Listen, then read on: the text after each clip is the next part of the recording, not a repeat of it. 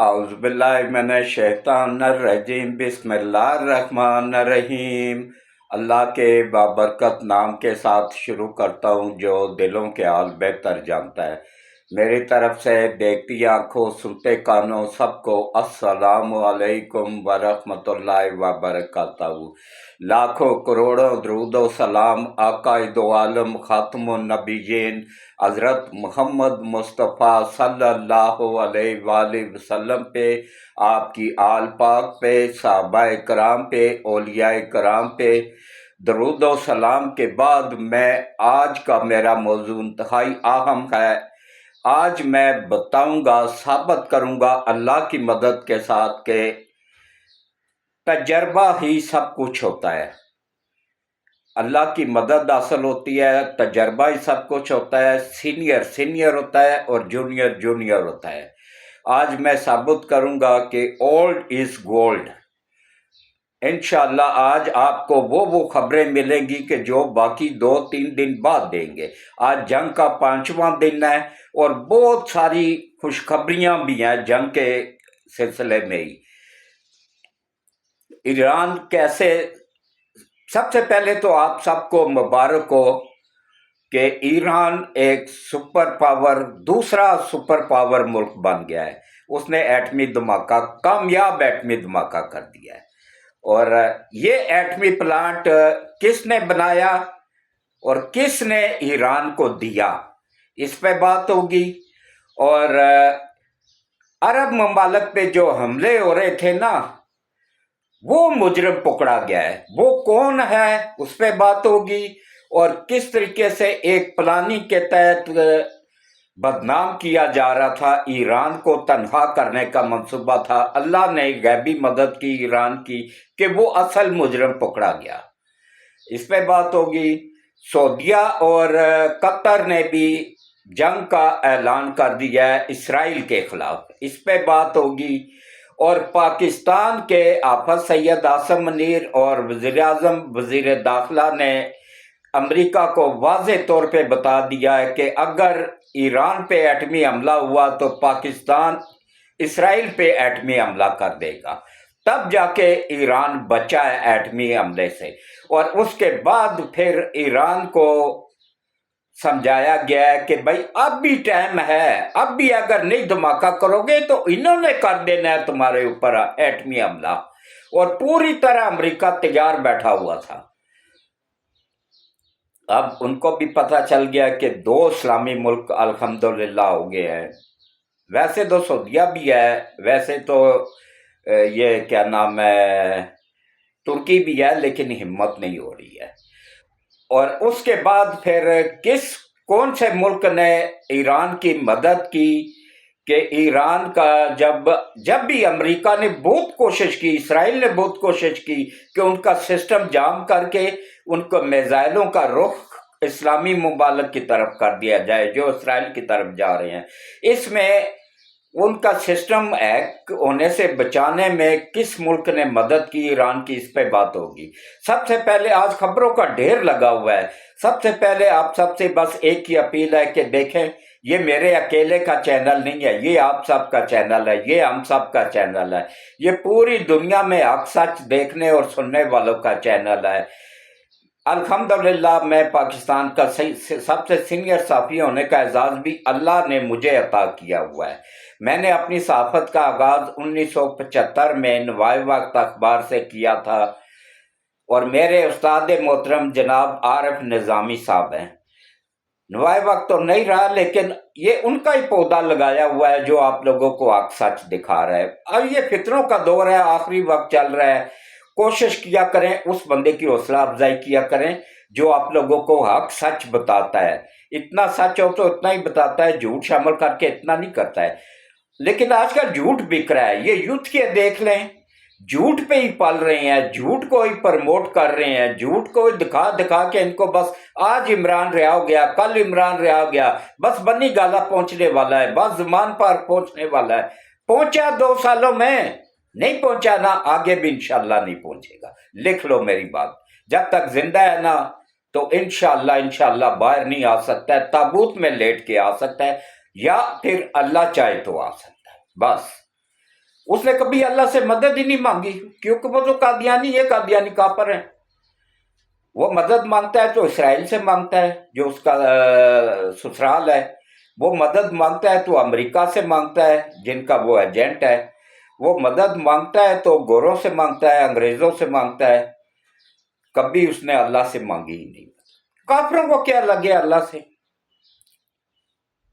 तो अब आप आ जाएं जनाब के, सबसे पहले तो आप लोगों को बता दूं कि ईरान अल्हम्दुलिल्लाह सुपर पावर, एटमी सुपर पावर बन गया है।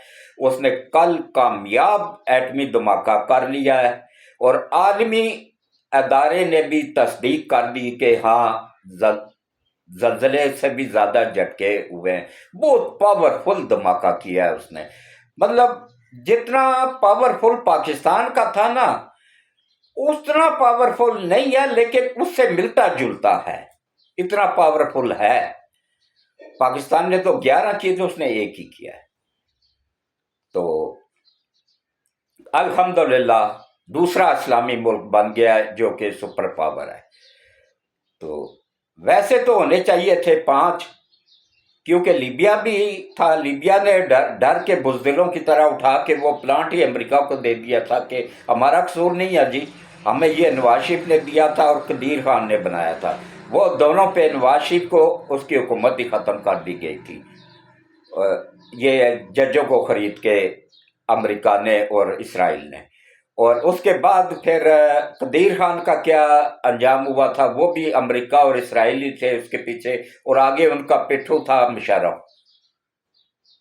मैंने क्या कहा, मैंने ये बताया कि आफत सैयद आसम मनीर पहला आर्मी का सरबराह है जो कि अमरीकी एजेंट नहीं है, जो कि अल्लाह की तरफ से ये पाकिस्तान को इनाम मिला हुआ है।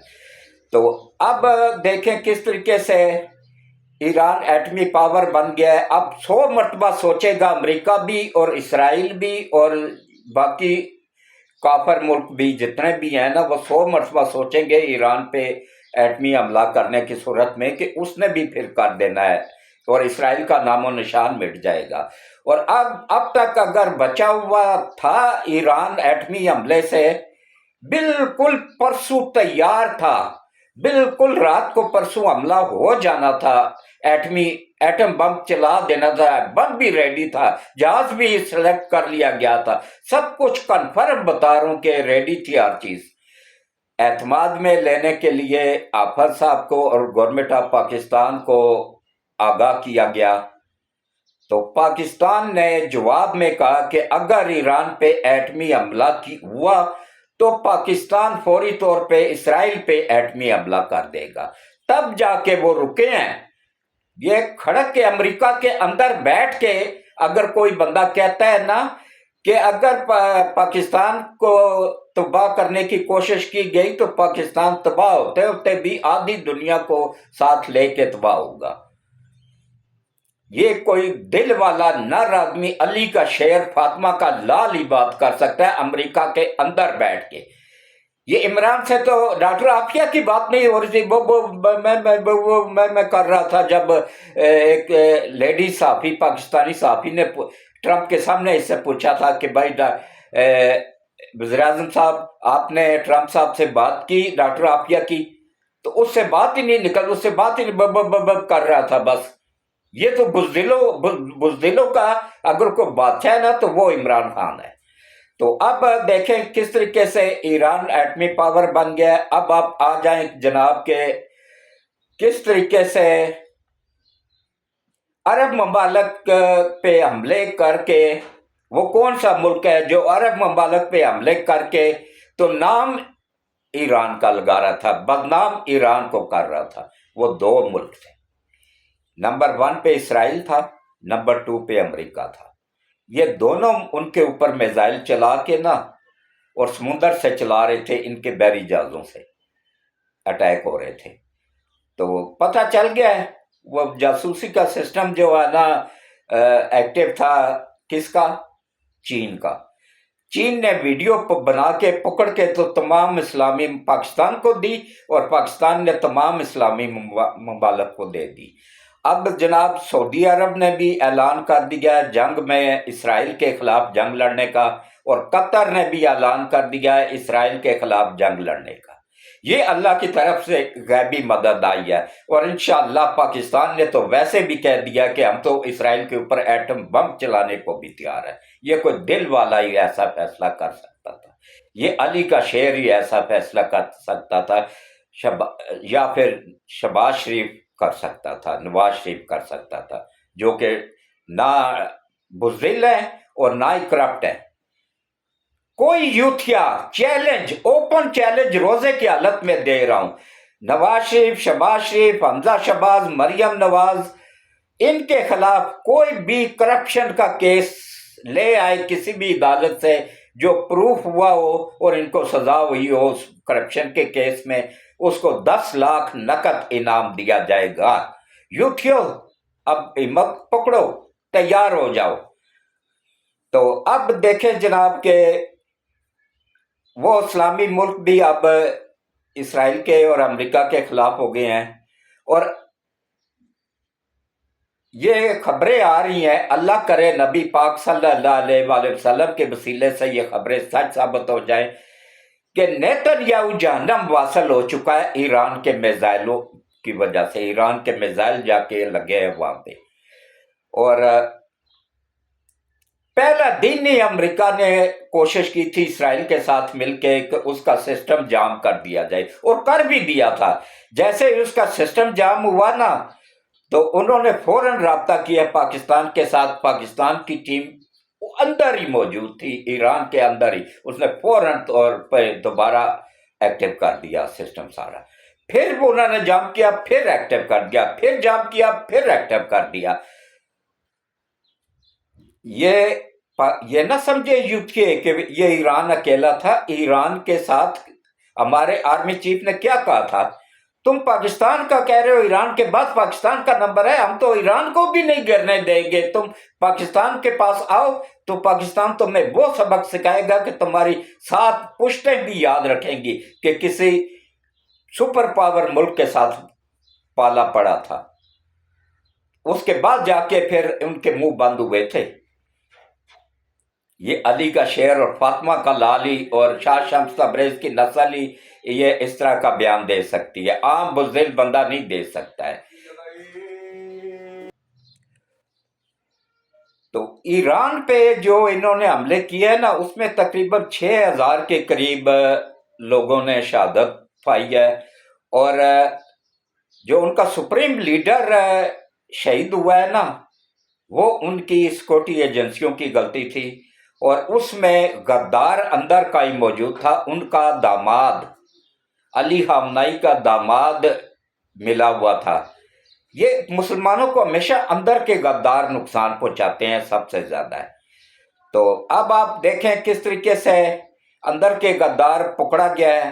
اب ایران بھی محفوظ ہو گیا ہے انشاءاللہ، اور یہ جنگ بری طرح شکست کھائیں گے انشاءاللہ امریکہ بھی، اور اس کے ایجنٹ بھی، اور عرب ممالک کی بھی آنکھیں کھل گئی ہیں۔ ان کو بھی پتہ چل گیا ہے کہ بھائی یہ پیسے ہم سے لے رہا ہے اور ہماری چوکیداری کر رہے ہیں، ہماری حفاظت کرنے کی بجائے یہ حفاظت کر رہا ہے اس کی، اسرائیل کی۔